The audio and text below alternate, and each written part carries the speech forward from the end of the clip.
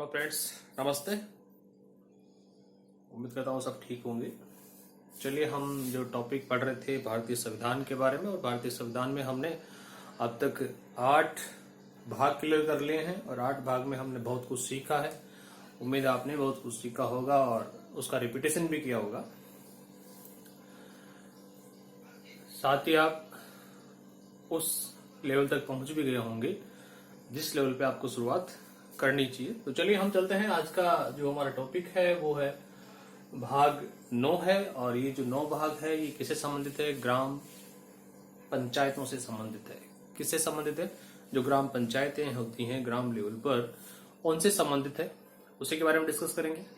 ये जो आर्टिकल है, इसका जो आर्टिकल है वो 243 से शुरू होता है और 243 पे ही खत्म होता है। इसको बहुत सारे भागों में डिवाइड किया गया है, इसके पार्ट्स बनाए गए हैं। उन्हीं पार्ट्स के बारे में आज क्या करेंगे, डिस्कस करेंगे। इससे पहले मैं आपसे रिक्वेस्ट करना चाहूंगा, अगर वीडियो आपको अच्छा लगे तो प्लीज लाइक और शेयर और सब्सक्राइब जरूर करें। अपने ग्रुप्स में, अपना जो व्हाट्सएप ग्रुप है या फिर जो इंस्टाग्राम है उससे आप चैनल को शेयर करते रहें। तो चलिए देखते हैं अनुच्छेद 243 से 243 तक। देखिए, इसमें हम इसको ऐसे भी समझ सकते हैं। यहां मैं लिखूं 243 से 243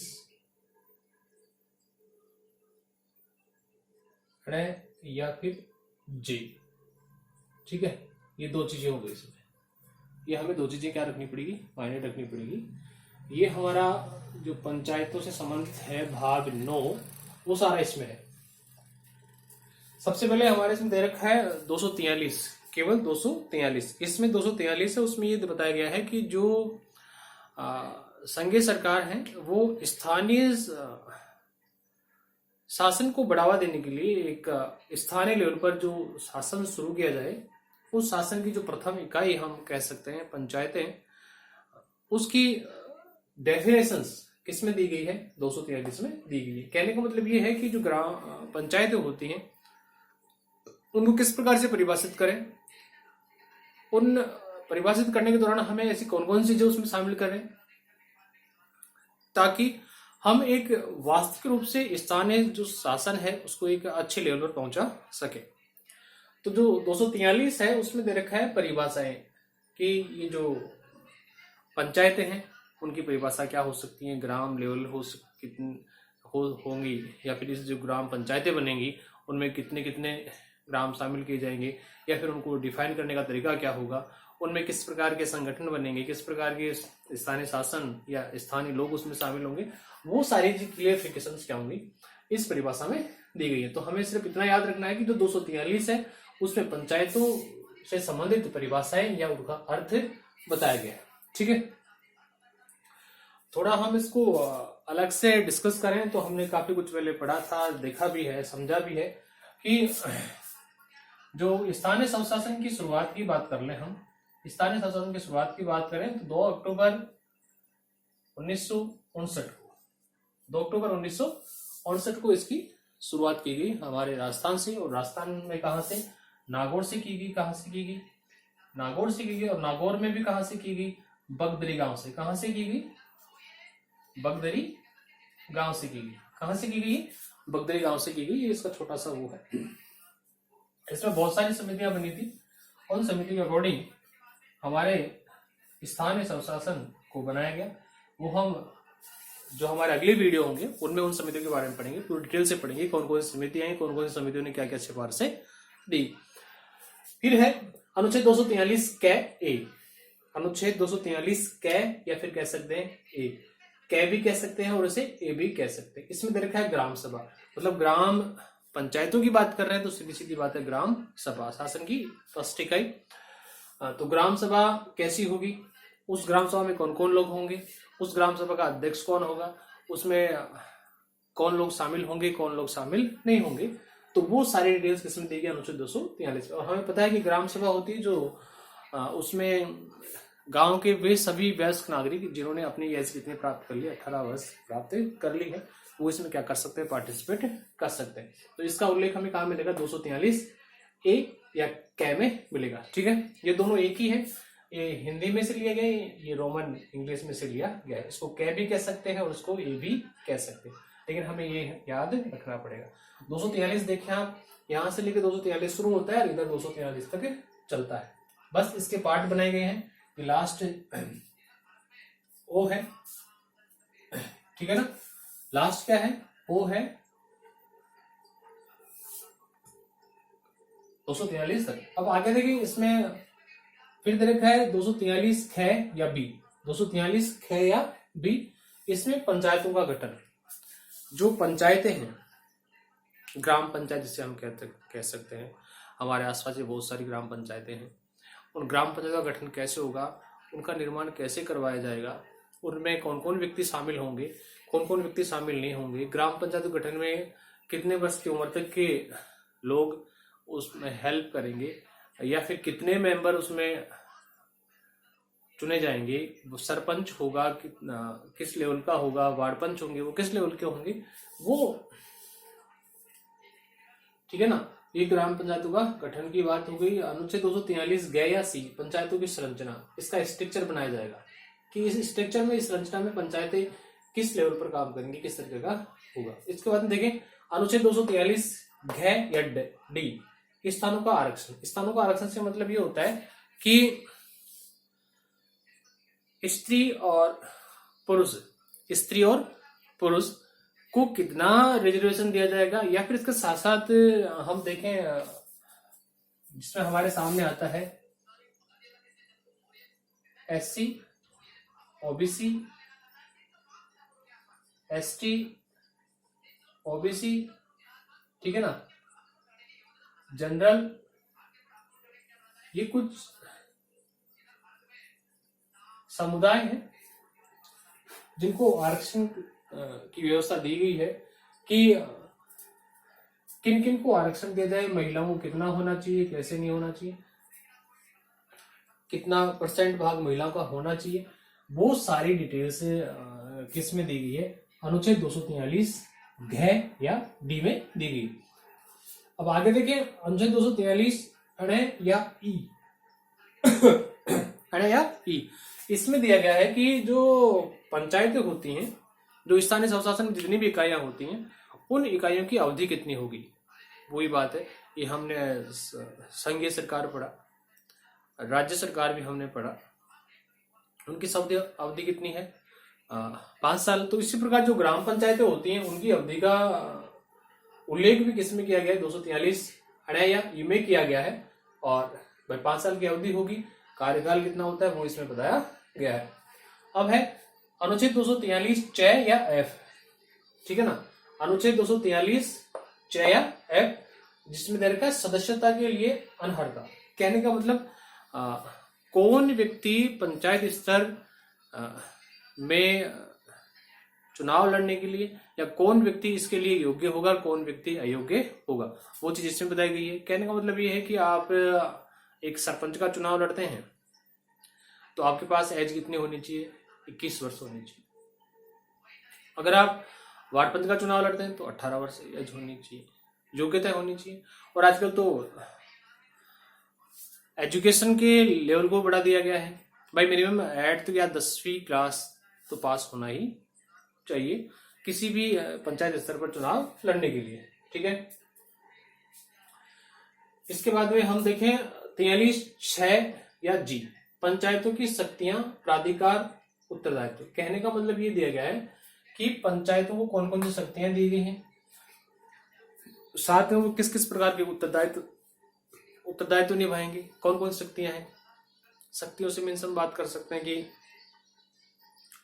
ग्राम स्तर पर या पंचायत स्तर पर हम किस किस प्रकार के विकास करवा सकते हैं, हमने लोगों के विकास के लिए क्या क्या काम करना है, किस प्रकार से उनकी व्यवस्थाएं, सार्वजनिक क्षेत्र की व्यवस्थाएं होती हैं, उनको अंजाम देना है।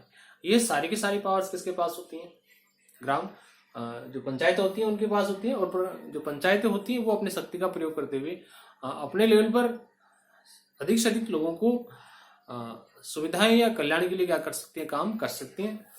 उनके कार्य में किसी प्रकार कोई इंटरफेयर नहीं होता है, ठीक है। अनुच्छेद 243 (j) या फिर H, पंचायतों द्वारा करारोपण एवं निधियां। कहने का मतलब ये है कि जो ग्राम पंचायतें होती हैं या जो पंचायत स्थानीय स्वराज जो पंचायतें होती हैं वो क्या कर सकती हैं, करारोपण भी कर सकती हैं, टैक्स भी लगा सकती हैं। वो कहाँ कहाँ लेवल तक लगा सकती हैं, अपने ग्राम स्तर के लेवल तक ही लगा सकती हैं। अब वो उन पे डिपेंड होता है कि वो टैक्स किस प्रकार से लेती हैं, कितना टैक्स लगाती हैं। अब हमारे सामने ये आता है कि हम पंचायतों की बात कर रहे हैं, ग्राम पंचायत की बात कर रहे हैं, तो इसका उल्लेख हमें कहाँ मिलेगा, ये तो हमारे दिमाग में आना ही चाहिए। तो हमें पता है कि हमने जब संविधान का भाग 4 पढ़ा था, हमने संविधान का भाग 4 पढ़ा था, और 4 किससे संबंधित है, नीति निर्देशक तत्वों से संबंधित है। ये भी हमें पता है कि संविधान का भाग 4 है वो किससे संबंधित है, नीति निर्देशक तत्वों से संबंधित है। और इसमें हमने अनुच्छेद क्या पढ़ा था, 40 पढ़ा था। अनुच्छेद हमने क्या पढ़ा था, 40 पढ़ा था। अनुच्छेद 40 जो हमने पढ़ा था उसमें इस ग्राम पंचायतों क्या किया गया है, उल्लेख किया गया है। मतलब ग्राम पंचायतों का बनना, बिगड़ना, वो सारी चीजें किसमें दी गई है, अनुच्छेद 40 में दी गई है। ठीक है, तो उसमें उल्लेख किया गया है, प्रावधान किया गया है कि क्या होनी चाहिए, पंचायतें भी होनी चाहिए, ग्राम पंचायतें भी होनी चाहिए, या कहें कि स्थानीय शासन होना चाहिए। क्लियर बात, आगे चले। फिर है 243 जय या फिर आई, जय आई, वित्तीय स्थिति के पुनर्विलोकन के लिए वित्तीय आयोग की स्थापना। ये ग्राम पंचायत स्तर पर अगर कोई वित्तीय स्थिति खराब होती है या फिर उसका अवलोकन किया जाए, या जो उनको जो आर्थिक सहायता उपलब्ध करवाई जाती है उसमें कुछ लगता है कि वो आर्थिक सहायता सही तरीके से नहीं है, तो उसका पुनर्विलोकन, उसकी दोबारा से जांच की जाती है। ठीक है, उसको समाप्त कर दिया जाता है या जांच की जाती है। और इसके लिए उन्होंने किसकी स्थापना की है, वित्तीय आयोग की स्थापना की है। वित्तीय आयोग की स्थापना की है किसके अंतर्गत, 243 जय या फिर आई के अनुसार वित्तीय आयोग की स्थापना की गई है। ये हमें ध्यान रखना है, वित्तीय आयोग की स्थापना की गई है किसके लिए, वित्तीय स्थिति के पुनर्विलोकन के लिए, वित्तीय स्थिति के पुनर्विलोकन के लिए, मतलब उसकी जांच पड़ताल करने के लिए। ठीक है, हम आगे चले। आई थिंक आपको यहां तक समझ में आ ही गया होगा, 243 तक।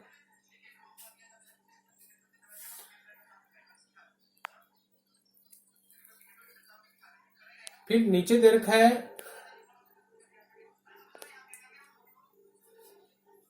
243 और जे, पंचायतों का लेखा परीक्षण। पंचायतों का लेखा परीक्षण मीन्स यहाँ हुए वह अकाउंटेंसी, मतलब उसकी जांच पड़ताल करना, वित्तीय स्थिति का लेखा जोखा करना, ये सारी चीजें हमें कहाँ मिल जाएंगी, 243 या फिर जे में मिल जाएंगी।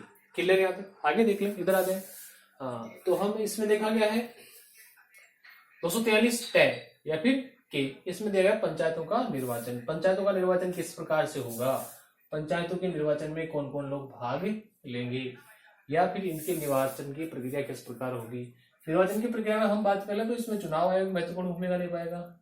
ठीक है, कौन, चुनाव आयोग। चुनाव आयोग डेट फिक्स करेगा, भाई चुनाव होने हैं, फिर वहां उनसे आवेदन पत्र भरवाए जाएंगे। आवेदन पत्र में कितने पद सरपंच के लिए होंगे, कितने लोग सरपंच के लिए खड़े हो रहे हैं, कितने वार्ड पंच के लिए खड़े हो रहे हैं, वो सारी। उसके बाद में जो स्थानीय ग्राम की जनता है वो उनको वोटिंग करेगी। ये सारी चीजें हमें कहाँ मिल जाएंगी, 243 टै या कै में मिल जाएंगी। फिर है 243 ठे या फिर एल, 243 ठे या एल, संघ राज्य क्षेत्रों पर प्रवर्तन। ये जो नियम है, ये पंचायतों का स्तर वाला जो बात है, वो संघ राज्य क्षेत्रों में भी क्या हो जाता है, लागू हो जाता है।